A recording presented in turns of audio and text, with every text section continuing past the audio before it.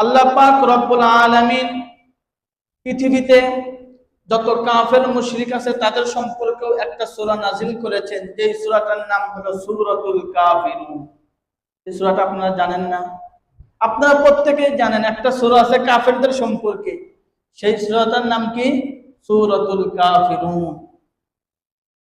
মুনাফিকদের সম্পর্কেও আল্লাহ পাক একটা সূরা নাযিল করলেন, যে সূরার নাম সূরাতুল মুনাফিকুন।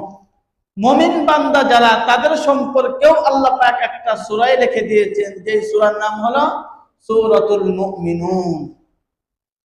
তাহলে আল্লাহ পাক রব্বুল আলামিন সূরাতুল মুনাফিকুন এই সূরার মধ্যে মুনাফিকদের যে চরিত্র, মুনাফিকদের যে স্বভাব, তাদের স্বভাব এবং চরিত্র সম্পর্কে আল্লাহ পাক সূরাতুল মুনাফিকুনের মধ্যে বিস্তারিত আলোচনা করেছেন।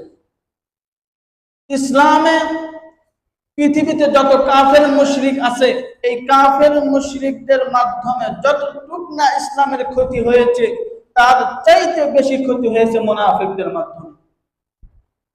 প্রকাশ্যে তারা শত্রুতা করে কাফের মুশরিক, তারা গোপনে শত্রুতা করে না।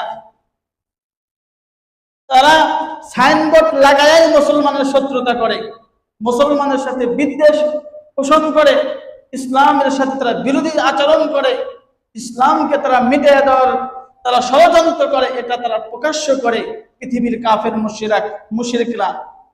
কিন্তু যারা মুনাফিক, তারা ঠিকই আপনার সাথে মসজিদে এসে আপনার পাশেই নামাজ আদায় করবে, কোনোভাবে আপনি তাদেরকে দেখে চিনবেন না, দেখে মনে হবে আপনার চাইতে সে আরো বেশি বুজুর্গ। পাগড়ি বাঁধবে, বড় বড় জুব্বা পরিধান করবে, হজ করবে, সব করবে, ইসলামের যত বিধিবিধান আছে সব তারা পালন করবে। আবার ঠিক একই সাথে মন্দিরে গিয়েও মূর্তি পূজাও শরীক হবে।